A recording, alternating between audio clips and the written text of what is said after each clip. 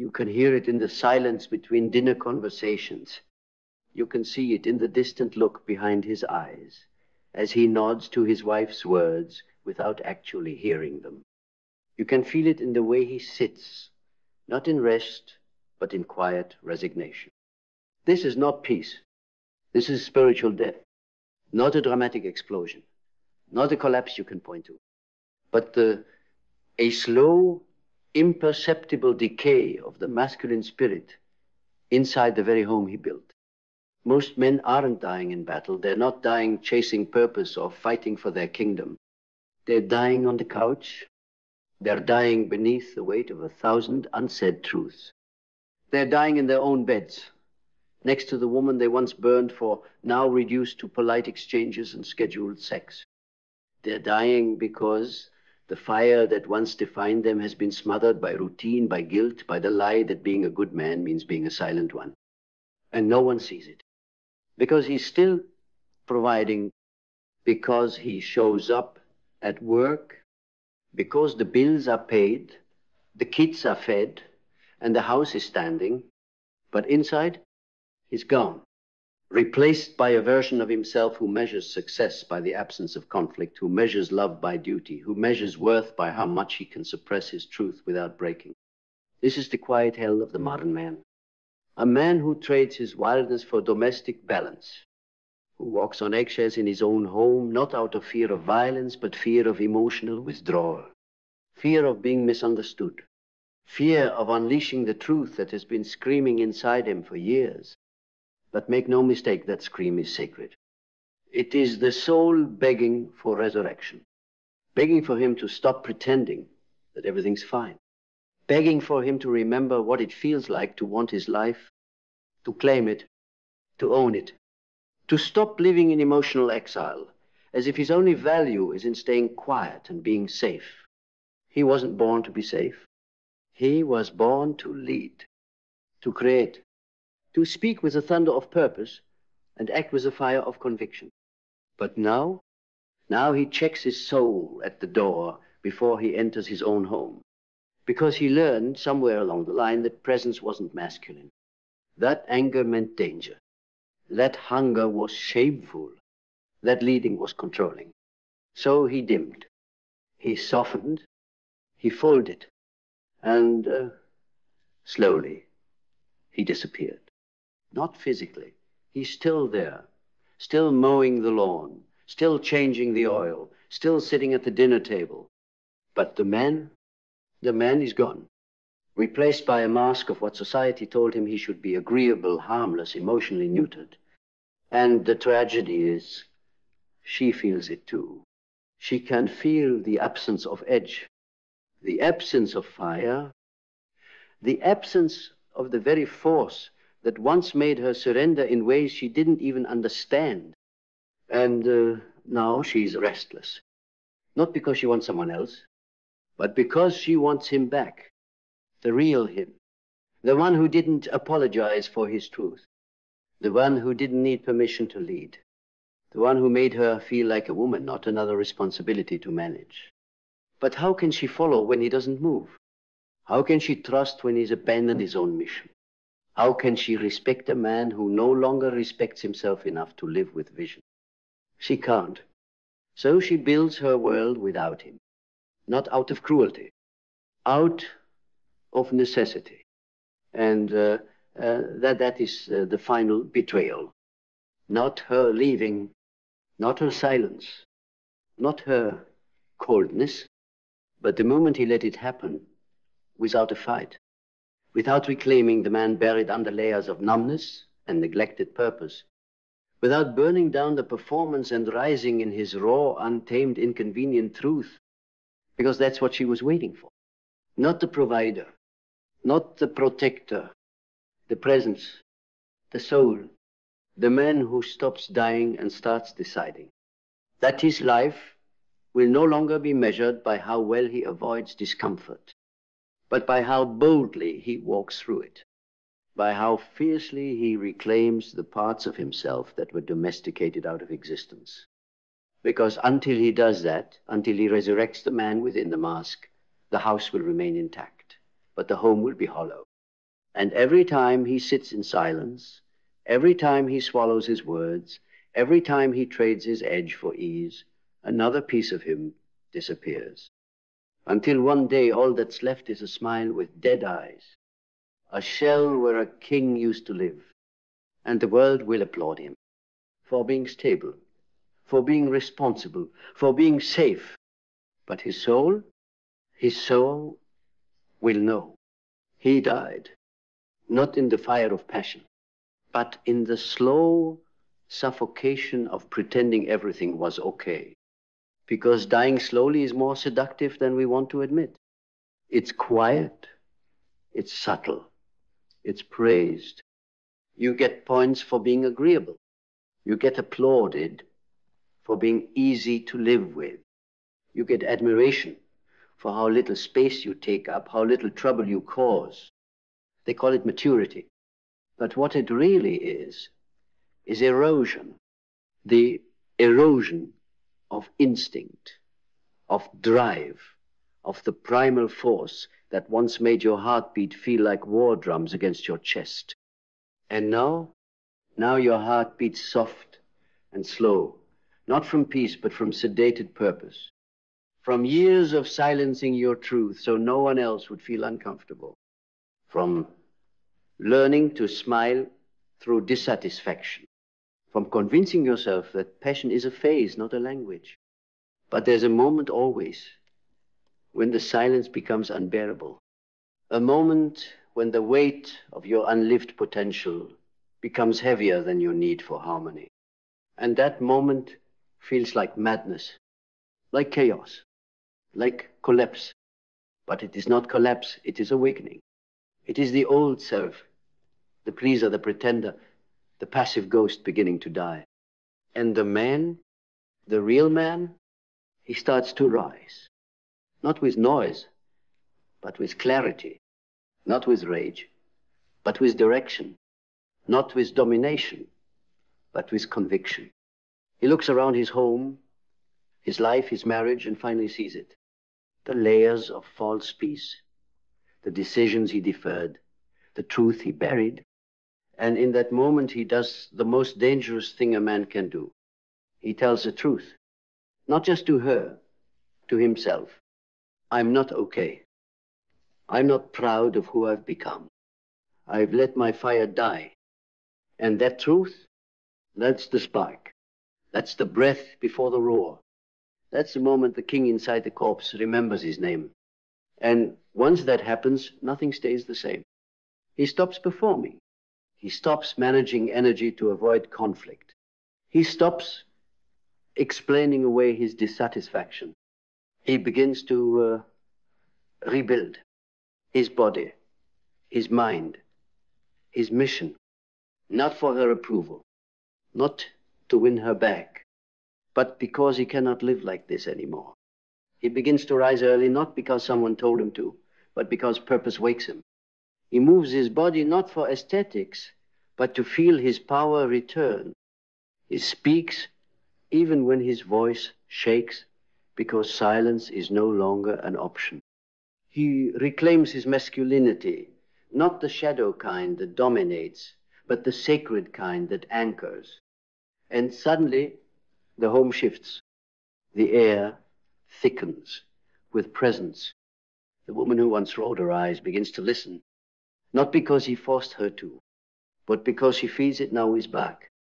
The man who once chased peace at the cost of truth is gone. In his place stands a man who will burn down every excuse he once lived inside and rebuild a life that reflects who he actually is. And she either joins him in that fire or watches him walk alone. Because this journey, this resurrection, is not about getting her back. It's about getting you back. The you who used to walk with a vision. The you who used to demand more from yourself. The you who knew that love without leadership is just cohabitation with matching last names. She's not waiting for a better listener. She's waiting for a man who leads himself so ruthlessly that she feels safe enough to be a woman again. And if you can become that, not perform it, not preach it, but embody it, then everything changes. Not because you fixed the marriage, but because you resurrected the man who could hold one. Because marriage was never meant to be a quiet agreement between two people tolerating each other's slow decay. It was meant to be an arena, a place where souls collide, break, sharpen, and resurrect, not through comfort, but through confrontation. Confrontation with truth, with wounds, with desire, with the hidden parts of each other no one else sees and most are too afraid to love. And the man, when he shows up fully, doesn't just play the part. He becomes the pillar, not the one who needs her to behave so he can feel okay, not the one who manages her emotions like a chore, not the one who hides behind passivity and calls it patience, but the one who leaves a line so deeply, so fiercely, that the very structure of the home begins to shift. Because when a man leads himself, the environment reflects it. Children feel it. The energy in the house changes. Not because he says more, but because every move he makes says, I'm here, I'm awake, I'm in charge of me. And in that presence, she starts to soften. The coldness starts to melt, not because he fixed her, but because she no longer has to carry what he abandoned. She can cry again, not because she's weak, but because she feels held.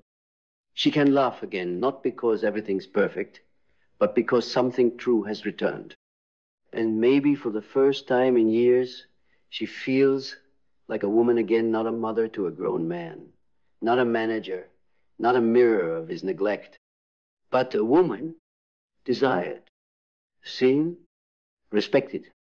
And all of it started when he stopped dying quietly in the corner of the home he helped build and decided to live loudly, clearly, unapologetically, with a spine made of purpose, the kind of purpose that doesn't waver when she withdraws, the kind of purpose that doesn't collapse when emotions rise, the kind of purpose that makes her feel safe, not because he coddles her, but because he's clear enough to carry both of them through the storm. That's what most men are missing. Not more money, not more muscle, not more validation. Direction, a mission worth bleeding for, a standard that refuses to make room for mediocrity, a fire that doesn't burn others, but illuminates everything around it. Because when that man shows up, truly shows up, he doesn't just save his marriage. He awakens his kingdom. And in that kingdom, he doesn't rule with fear. He reigns with order, with integrity, with sacred fire. Because he's no longer a man dying inside his own home. He's the man who made it alive again. Not by changing her, by becoming unignorable. He becomes unignorable not because he raises his voice, but because he raises his presence. Because the man who walks with soul alignment doesn't need to dominate a room, he grounds it. And that's what she's been aching for all along. Not more attention, not more gifts, not more appeasement. Gravity. A man with gravity does not chase. He draws things in through clarity, through consistency, through a commitment to his path so unwavering, she can't help but trust it. Even when she's emotional, even when she's confused, even when she's testing the frame, because she will test the frame, not to destroy you, to make sure you're real, to make sure your presence isn't a costume, to make sure your leadership wasn't born from crisis, but from conscience. Because here's the truth no one tells you. She wants to trust you. She wants to surrender. But she can't do that when you're still asking her how to be a man. When you're still waiting for her to stop being chaotic so you can feel powerful. When you're still needing her softness to justify your strength. No, your strength must come first. Your clarity must come first. Your mission must come first. Not because she's secondary, but because she needs to see what leads you, what holds you steady when she can't hold herself, what pulls you forward when everything else falls apart. Because when you don't have that, when your life revolves around her moods, when your masculinity collapses every time she questions you, you don't just lose her trust, you lose your reflection in her eyes. And without that, without her eyes lighting up at the sight of you. You're not a man in love. You're a man surviving in proximity. And that survival is spiritual death. That's what most men are doing. Surviving, nodding along, shrinking slowly, smiling through the weight of a truth they're too afraid to speak. And every day they do it, a little more of them vanishes. But it doesn't have to end that way. Because at any moment, any hour, any breath, a man can remember. He can wake up. He can rise. He can return to the throne inside his chest, the one he abandoned the day he chose comfort over becoming. And when he does, when he walks back into his home, not with empty apologies, but with embodied power, she'll know. She'll feel it in the way he moves, in the way he looks at her, in the way he stops performing, stops explaining, and just is. Solid, certain, sovereign. And in that presence, she will finally feel what she has been craving all along. Relief, because now, finally, she is no longer carrying the burden of his absence. Now, the man she remembered is standing right in front of her, no longer dying in silence, but leading in truth. And that truth, raw, grounded, unapologetic, is what rebuilds everything. Not instantly, not magically, but piece by piece. Because real leadership doesn't restore through declarations. It restores through discipline, through small, consistent, sacred choices, when no one is watching, when no one is clapping, when no one is validating you for doing what a king must do. Waking early, speaking clearly, honoring your body like a temple, protecting your time like a throne, moving through life like it means something again, because it does. She sees it. She may not say it. She may not react right away. She may still carry her armor. But inside, her nervous system begins to shift, because a woman knows when her man has returned to himself. She can feel when his decisions come from depth, not desperation. When his eyes carry vision, not vacancy. When his hands don't grasp, they guide.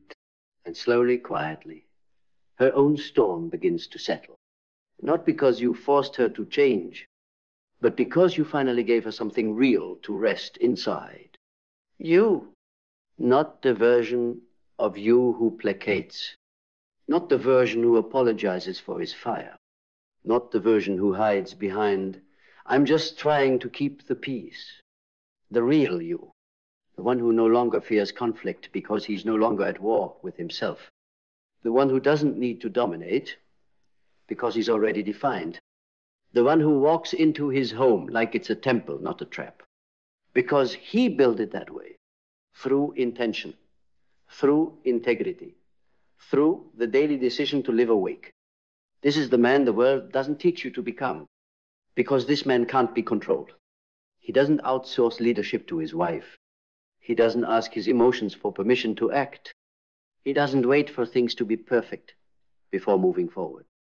He moves, because movement is life.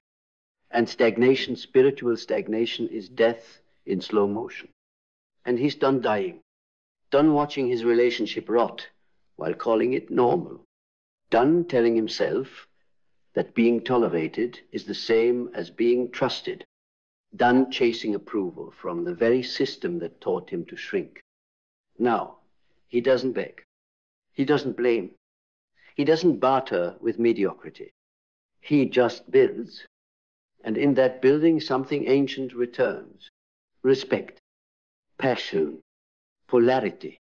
Not forced, not manipulated, but earned and felt. And she, this woman, this warrior, this mirror, she begins to open again. Not because you asked her to, because now there is room for her. Because now your home is no longer a cage, it's a kingdom. And you are no longer its prisoner. You are its king. But not the king they showed you in stories. Not the one draped in gold, idolized by crowds, ruling through fear and distance. No, you are the king who rules from the center of the fire, not above it. The king who knows every corner of his own mind, who confronts his shame instead of outsourcing it, who embraces discomfort like a long-lost brother because he understands only what burns is real. You are the king who protects, not by control, but by presence, who doesn't command her to submit, but walks with such purpose she chooses to align, who doesn't need to speak loudly, because his integrity echoes in every room. And suddenly the things that once felt lost start to return. Her eyes, her softness, the way she used to touch you without fear, the way she used to look to you when the world became too much. And it's not because you won her back. It's because she recognizes you again. She recognizes the man who knows himself, not the one who reacts, the one who responds, not the one who performs, the one who embodies, not the one who lives at the mercy of her emotions, the one who leads through them because he's led himself through worse. And you feel it now. You feel the ground under your feet again. You feel the weight of your own name again. You feel the fire in your lungs, the same fire you buried years ago, under the pressure to do the right thing, when the right thing was slowly erasing you. But now you remember. You remember what it means to walk like you're responsible for the direction of your household. You remember what it means to speak like your words build temples or tear them down. You remember what it means to be a man who is followed, not because he demands it, but because he's impossible to ignore. And this is just the beginning. Because the moment you resurrect your masculine soul inside your own home, everything becomes possible. Not easy. Possible. Because you're no longer waiting. You're moving. Not from reaction, but from revelation. Not from fear, but from framework. You don't just protect the home from the outside threats, you protect it from the silent spiritual death that takes root in the absence of male presence. That's your responsibility now. Not to be perfect. To be present. Not to be worshipped. To be worthy. And if she rises with you, beautiful. If she doesn't, you will still rise. Because this awakening wasn't about her. It was about reclaiming the man who forgot who he was the moment he started asking the world for permission to lead. That man is back now. And he is not asking anymore. And now you have returned. Not with apologies. Not with empty promises. Not with eyes begging for forgiveness. But with presence. The presence of a man who no longer seeks permission to be who he truly is. The presence of a man who rose from the spiritual grave he had buried himself in for years. The presence of a man who no longer needs to be followed because the path he walks is so clear, anyone unwilling to walk beside him simply fades behind. The house is no longer the place where you die in silence. It's the place where you resurrected because you stopped trying to fix everything outside of you. You fixed yourself. You fix the standard you once compromised. You repair the moral spine you let bend, with discipline, with intention, with quiet actions that needed no applause. And when you live like that, she feels it. The family feels it. The world feels it. Not because you shout louder, but because you no longer have anything to prove. You are it, the leader, the firekeeper. The guardian of the gate. No one sees the gate between mere existence and awakened manhood. And if anyone asks you, after everything, what did you change to save your marriage?